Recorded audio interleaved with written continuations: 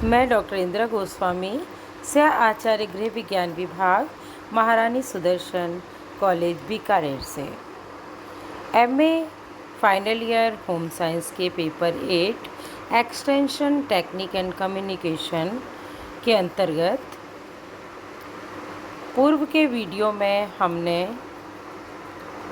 समूह संपर्क विधि के अंतर्गत बैठक या सभा पर चर्चा की थी, जिसके अंतर्गत बैठक के आयोजन का उद्देश्य, बैठक सभा या गोष्ठियों के चरण, बैठक का आयोजन करते समय ध्यान देने योग्य बातें और बैठक के लाभ एवं सीमाओं पर चर्चा की। इसी क्रम में आज हम दूसरे चरण में चर्चा बैठकें या डिस्कशन मीटिंग पर चर्चा करेंगे। चर्चा बैठकें या डिस्कशन मीटिंग के कुछ प्रमुख प्रकार हैं, जैसे व्याख्यान फोरम, पैनल फोरम, समूह साक्षात्कार, सिंपोजियम, वाद विवाद वार्ता, कार्यशाला एवं सेमिनार।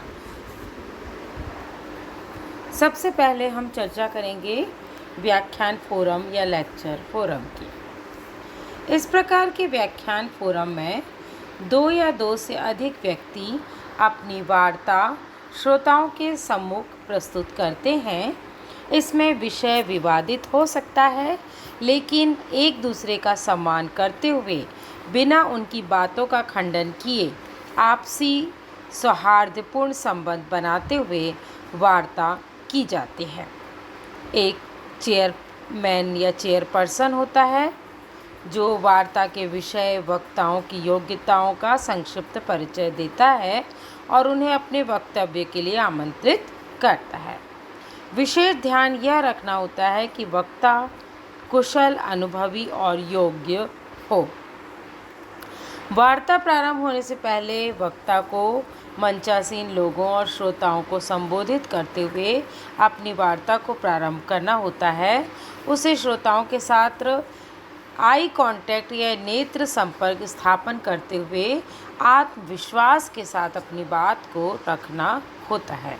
प्रश्नों के उत्तर बिंदु अनुसार या टू द पॉइंट देने होते हैं। श्रोताओं के समक्ष कोई गलत जानकारी या भ्रामक स्थिति पैदा न हो, इस बात पर विशेष ध्यान रखना होता है।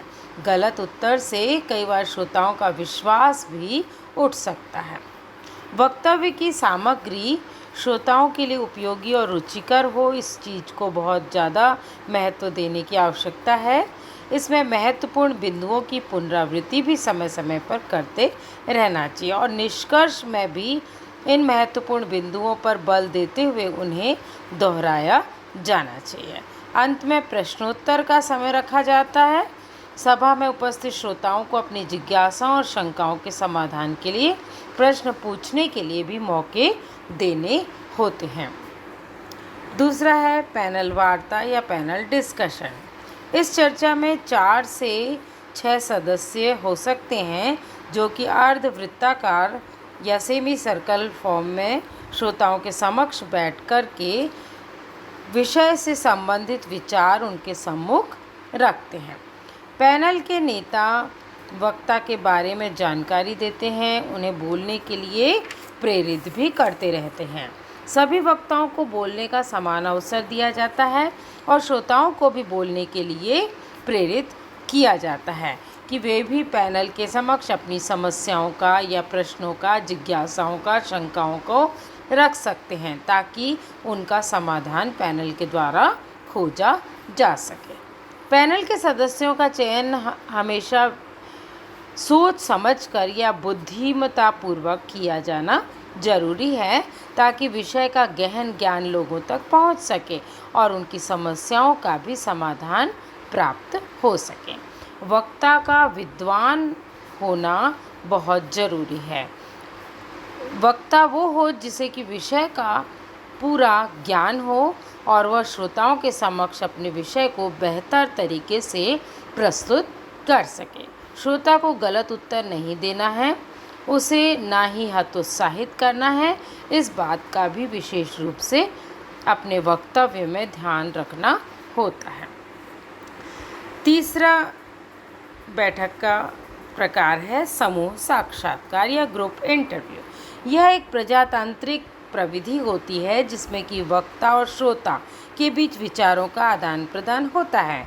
समूह में विद्वान व्यक्ति या एक्सपर्ट्स लोगों का साक्षात्कार लेता है और संबंधित व्यक्तियों के साक्षात्कार से संबंधित सभी सूचनाओं को प्राप्त करता है, जिसके माध्यम से लोगों के विचार, भावना, उनकी मान्यता, उनकी आवश्यकता, उनकी रुचियों का भी पता लगाया जाता है, जिससे कि समस्या की तह तक पहुंचा जा सके और उसका समाधान खोजा जा सके। अगला प्रकार है सिंपोजियम। इसमें एक ही विषय पर कई वक्ताओं से अलग अलग बिंदुओं पर भाषण करवाए जाते हैं। सरल शब्दों में ये व्याख्यानों की एक लघु श्रृंखला होती है जिसमें 2 से 5 वक्ता अलग अलग बिंदु या विषयों पर अपनी वार्ता प्रस्तुत करते हैं। इसमें श्रोताओं को भी प्रश्न पूछने के लिए या अपने कमेंट रखने के लिए प्रेरित किया जाता है। अगला प्रकार है वाद विवाद वार्ता या डिबेट डिस्कशन। डिबेट डिस्कशन में 2 या 3 लोग एक ही विषय के पक्ष या विपक्ष पे वाद विवाद करते हैं। प्रत्येक वक्ता को निश्चित समय तक बोलने के लिए अवसर दिया जाता है और पक्ष और विपक्ष के वक्ता अपनी बात को दृढ़ता से रखते हैं। वार्ता समाप्ति के बाद चर्चा के लिए श्रोताओं को भी सहभागिता के लिए आमंत्रित किया जाता है। अगला प्रकार है वर्कशॉप या कार्यशाला। यह एक विशिष्ट प्रकार का सम्मेलन होता है या सभा होती है जो कि एक सप्ताह अथवा अधिक दिनों तक का एक ट्रेनिंग प्रोग्राम या प्रशिक्षण का कार्यक्रम हो सकता है। इसमें विशेषज्ञों के भाषण, व्यक्तिगत संपर्क या सामूहिक चर्चा, अनौपचारिक वार्ता इत्यादि की व्यवस्था भी की जाती है।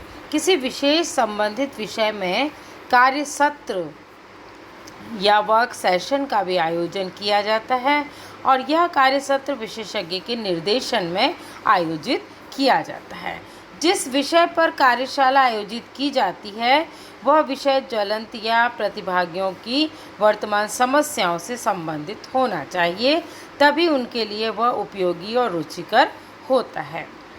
प्रतिभागी अकेले या समूह में किसी भी विशिष्ट विषय या संबंधित समस्या पर कार्य कर सकते हैं।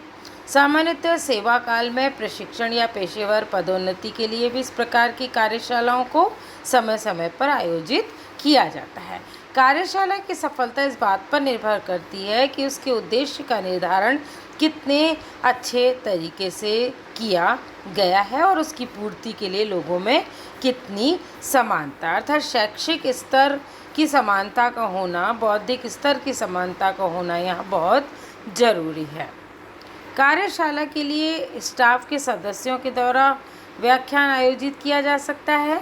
प्रतिभागियों की रुचि के अनुसार समूह का चयन करना जरूरी है। समूह बैठक का आयोजन किया जा सकता है। व्यक्तिगत सलाह बहुत ज़रूरी है। कार्यशाला का आयोजन सामाजिक क्रियाकलापों पर किया जा सकता है। अध्ययन के लिए पुस्तकालय की भी व्यवस्था की जा सकती है और कार्यक्रम से अलग समय पे भी अनौपचारिक वार्ताएं आयोजित की जा सकती हैं। अंतिम प्रकार है सेमिनार।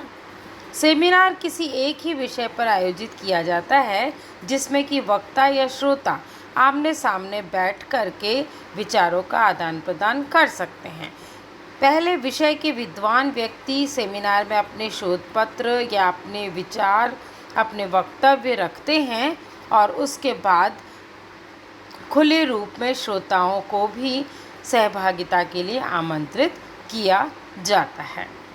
वर्तमान में यूजीसी और अन्य संस्थाएं भी इस तरह के सेमिनार, कॉन्फ्रेंस या वर्कशॉप के लिए ग्रांट उपलब्ध करती हैं, राशि उपलब्ध करती हैं, जिससे कि ये सेमिनार आयोजित किए जा सकते हैं। धन्यवाद।